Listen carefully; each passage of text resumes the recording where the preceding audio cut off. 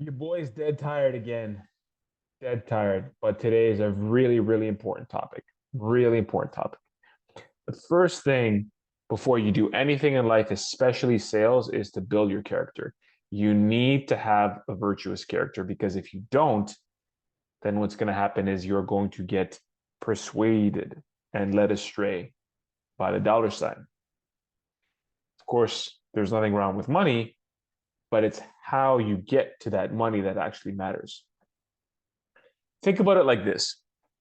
If you're a customer, a prospective customer, and you're speaking to somebody who's trying to sell you something that you want or that you need, and this person misleads you without you knowing it one time, and you find out about this later.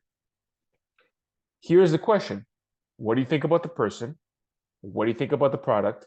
Will you ever want to do business with them again? And what are you going to say to all your friends? So think about that. Think about that the next time you decide to say something that misleads somebody in any way, shape, or form, however slight. Is that if you were in that position and you found out that was happening to you, you would want nothing to do with the person, nothing to do with the company, and you would tell all your friends. And it would actually make your life worse because essentially you were brought into this world under false pretenses. So you bought into a lie, you bought into a deception. How would that make you feel if you did that? If you found out that that happened to you?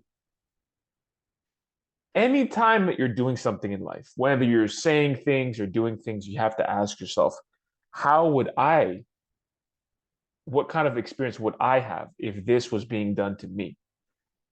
And I knew about it, especially when it has to do with interactions, human to human connection and exchanges, especially monetary exchanges, but also in relationships, whether it's your family or your friends or romantic relationships. But in the context of sales, when you're having that value exchange, the precondition to anything is it has to be honesty. It has to be. This is something that I see nowhere. I've never, ever, ever seen this from anybody. Name me one person that constantly puts the precondition as having a virtuous character before even caring about sales. You can't properly do sales without having that. You know that, right? When you lie to somebody, when you manipulate somebody, when you mislead somebody, when you do those things, you're not selling. You're just deceiving.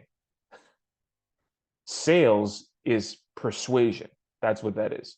So I'm persuading you using different tactics, using different analogies, using different principles, psychological principles. It's not it's not lying. That's not what that is.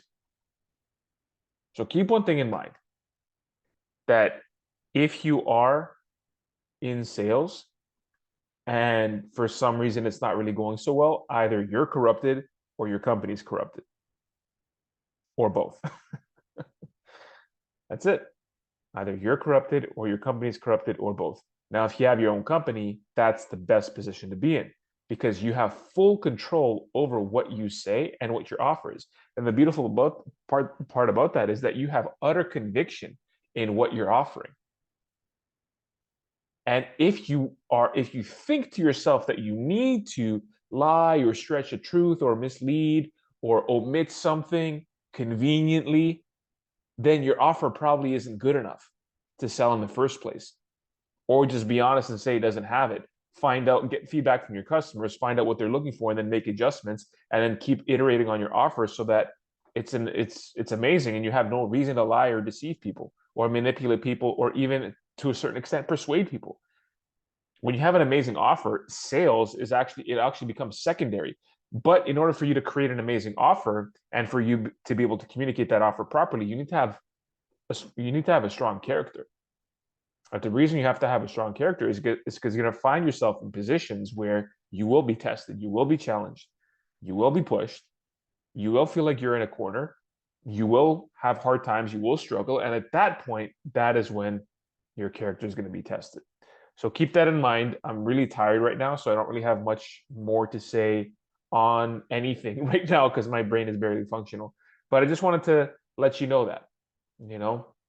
And I was in a situation where I basically called out a couple of individuals and in front of a large group of people.